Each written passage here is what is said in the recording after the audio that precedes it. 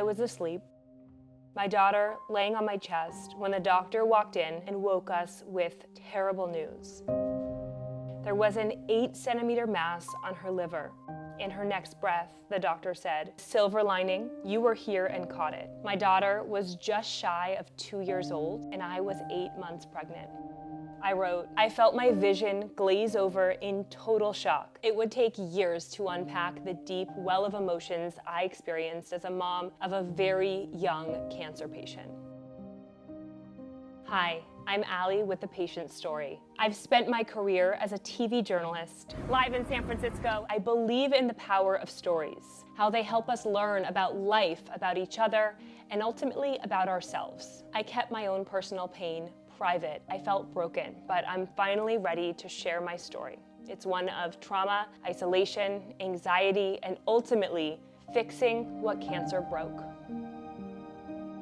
I have always loved to express myself. I felt most alive dancing, and in college, I discovered broadcast journalism. That led to working as a TV writer, producer, reporter. You can see the crime scene tape is still up behind me. And anchor. Gunfire erupts in the parking lot of an East Bay water park. I was at the height of my career when I quit. I got pregnant in December of 2019, and then the pandemic. More than 80 million Americans now told to stay at home. It was my first brush with depression, anxiety, and isolation, but I had a baby, a little girl who showed me a new side of life, and she was 100% healthy and strong as a baby with not even a single cold in her first year of life. Just before she turned 2, she had that typical toddler pot belly, and she was a picky eater. She refused a lot of things. I thought this was all totally normal. Then she started getting some colds, little fevers. It was nothing crazy, but she went on amoxicillin when she got strep throat, and little hives popped up on her legs. We went to urgent care several times, and we were told to give her Benadryl and wait. Then one night, we were eating dinner, and we noticed those bumps start to come up to her face, and they were getting worse. So we decided to leave right away and go to the ER. I have goosebumps just thinking about it now and revisiting these old memories. I remember driving up to Vanderbilt Children's Hospital. We were at the red light, and I turned to my husband and said, "Something is not right." I just felt it in my gut. In my journal, I wrote, "Could this be something more serious?" I cried out of fear. I had no clue the storm I was about to walk through. Inside the ER, I wrote, "I remember seeing sick kids and hearing ambulances arrive and thinking how thankful I was that we were here just for a rash." Hours later, we were seen, and for the initial hours that we were there, we were told that it was serum sickness and that we would be on our way soon. Then they brought in the attending doctor, and she took a physical on my daughter, pulled up her shirt, touched her belly, and she pressed. And she said, "Her liver feels low. I want to get an ultrasound." I had no idea what to think at this point, but they ordered blood tests, and we got wheeled into an ultrasound room where we were joking and lighthearted. Once we got back to our room in the ER, the energy was different. My daughter fell asleep on my chest, and I decided I would open up my phone and open up her chart. And I saw blood test results come in, and it didn't look good. I felt panic rush through my body. I had no idea what these labs were. I just knew something was wrong. It was 1:30 in the morning when a doctor came in and told us that they had found an 8-centimeter mass on my daughter's liver. That's all we knew at the time. Still, we held out hope that maybe it was benign. For hours, we just had to wait. By morning, an MRI and CT scan. This was the first time my daughter had to be taken away from my arms.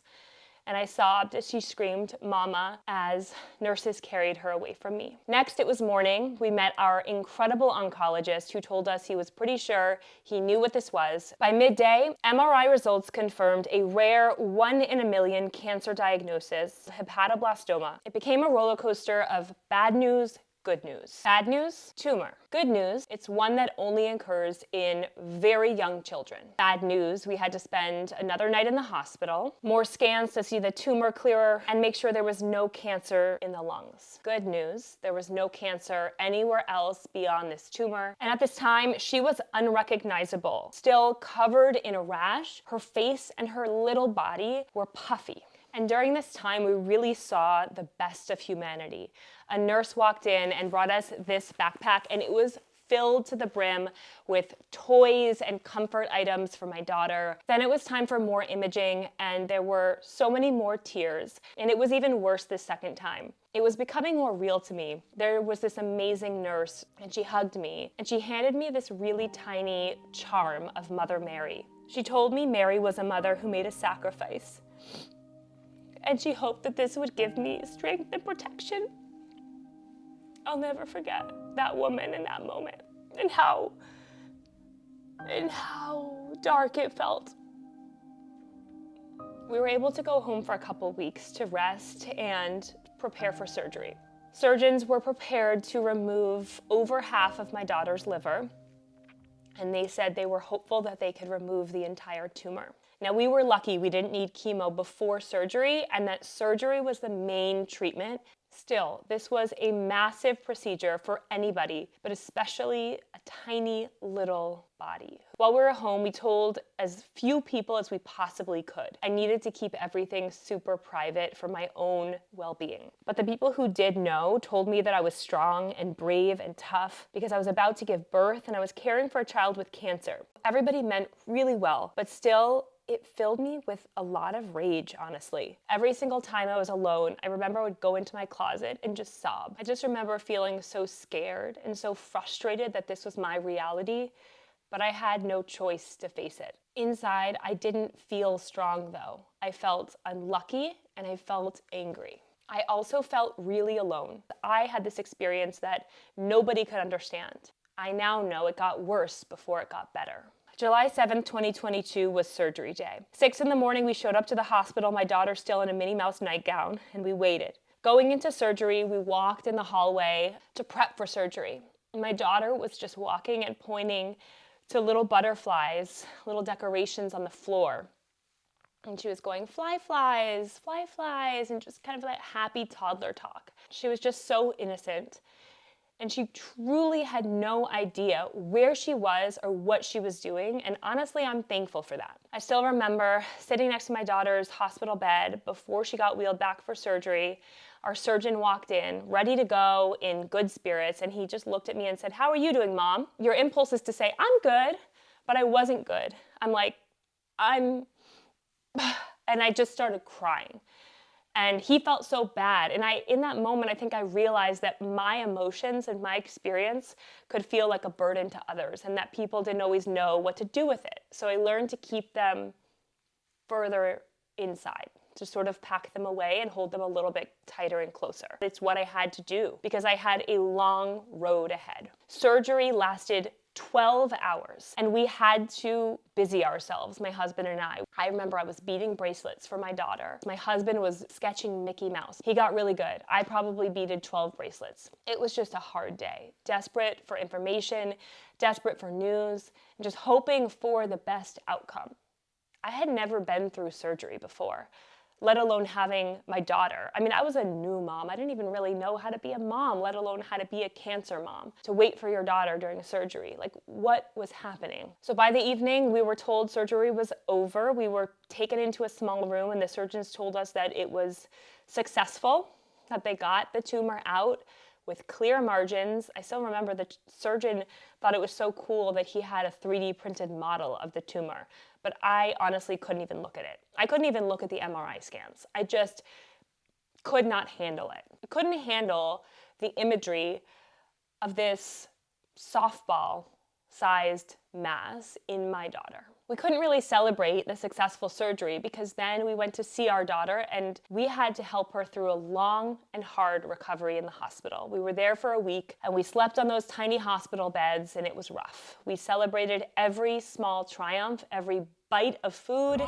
Fries. Every time she was able to sit up and to just do basic things. One night, I went home to just sleep in a bed. Remember, I'm about to give birth. I'm exhausted. And so this was my one night to actually get sleep. So I go into my house all by myself. I take a shower. I get out of the shower and I remember getting into bed but feeling sweaty. I'm like, it's really hot in here. So I go to check the thermostat. The AC's out. I'm so angry at this point. I blew up an air mattress. There was one cool spot in the house and it was down in the dining room. And I just kicked it. And I kicked it down the stairs and I cried. and I was just so frustrated. But my daughter was the strongest one. In the hospital, I wrote that she looked at us with the most genuine smile and said, "Happy." So good news, my daughter was recovering well. Bad news, we learned that chemotherapy was necessary. We left the hospital with a massive decision to do a clinical trial, which would mean fewer chemo medications. She was going to take 3 chemo medications as the standard of care. The clinical trial would mean only 1. We opted for the standard of care. So that meant my new baby would arrive just before chemo ended. And chemo with a toddler was as awful as you would expect. 6 terrible weeks with a couple overnights in the hospital for infusions. During this time, she was sick, she was lethargic, she was vomiting, she was not herself. My husband and I basically had to be nurses. We had probably 15 different medications at the time at home and had to constantly monitor her. I remember just spending a ton of time on the couch next to my daughter. She watched Mickey Mouse, every single episode you could possibly find. That's when I finished every single page of this journal. I gave birth in late August on a Monday. We got home from the hospital on a Tuesday, and on Thursday, my daughter had her last day of chemo. When I look at this video, I'm just sad. I just see her looking for me on FaceTime. And I wasn't there because I was home with my baby. That Friday of the same week, my daughter got a fever and my husband had to take her into the ER because she still had a port. Luckily, she was fine, but still it triggered all of those same fears. And then it was time to settle into life at home. In many ways, this was much harder. It's just us. I look back at my face in some of these pictures and I'm holding my babies. I was still holding strong and I hadn't really broken yet. This was survival mode. Honestly, the turning point was when my daughter's hair started falling out after chemo was over. I just remember she'd lay down on a pillow, she'd lay down on the couch, and she'd leave some hair behind. Just a couple strands at a time, it started to thin, and then it started coming out in clumps. And then she was practically bald. So she beat cancer, but then she looked like a cancer patient just as we were trying to get back into the swing of a normal routine, or whatever normal could look like. This broke my heart because I didn't want cancer to define my daughter, and I still don't. But life went on the outside. Things were great. On one hand, I was a normal mom of 2 cute little girls. No answer. But then every 3 months, I was a cancer mom and had to go back to the hospital for tests to make sure her levels were good and she was still cancer-free. The ironic thing is that the more normal things got, the more intensely I struggled. And from the outside, I looked like the same person, but inside I felt so different. Nothing was like before my daughter's cancer. This shook something up deep inside of me that made it so much harder to relate to people who I once felt close to. I would feel like I'm trauma dumping on people when I shared about her cancer because people don't always know what to do with it. They say, "I can't imagine." And I don't want people to imagine because I don't want anybody to go through this. Even my own parents, who I'm so close with, didn't really understand how dark it felt to be inside my own head. And this is when I started experiencing really bad insomnia. I still remember this day taking my daughter to a cute little children's play, but this was the first night that I did not sleep a wink. I just could not get my body and my mind to rest. It was this point when I truly felt broken. I felt like a shell of my former self. At this point, I had a choice: to let myself feel sorry for myself and to really wither away, or take my life into my own hands again and really put effort into my mental health and finding myself again. I started therapy. I wanted to feel alive again, so I went back to more things that made me feel alive, and one of those things is moving my body and being creative. I became a certified yoga instructor, gazing over your left shoulder, and I started a YouTube channel. Fly your right leg straight up and back. So I got back to my other love, which is video. Another way I tried to heal, I cut 12 inches off my hair and donated it to children who have lost their hair. Almost like symbolically, I chose to part with some of the pain that still haunted me at that time. And then I started to struggle with health anxiety. So it started as anxiety with my daughter's health. Anytime she got a cold, a rash, any small little ailment, I would spiral and worry again. But then the farther away we got from cancer and the stronger she got, the more I started transferring that health anxiety to myself, feeling like it must be my turn next. So every little symptom that I felt, every sore throat, every rash, every little thing, I feared something very bad could happen to me. At this time, I got my first panic attack. I remember my heart would race, not just for a minute, but for hours, if not days or weeks at a time. It was worse at night when I would sit and stop and think about it. And I remember being just so scared to go to sleep, thinking, should I go to the ER? I did go get checked out, spoke to my doctor, got tests on my heart, everything was fine. It was anxiety. Then I started to get tingling hands and feet, just extreme anxiety. My hands and feet were numb. It was almost like that pins and needles feeling. So I started an antidepressant, and for a time that helped. With time, I learned to rebuild my life and to fight these demons. I began sleeping. I started working full time again. Then one day I got a message out of the blue from a woman named Stephanie, founder of The Patient Story. She had no idea about my connection to cancer at all. Very few people in the world did, but it was meant to be.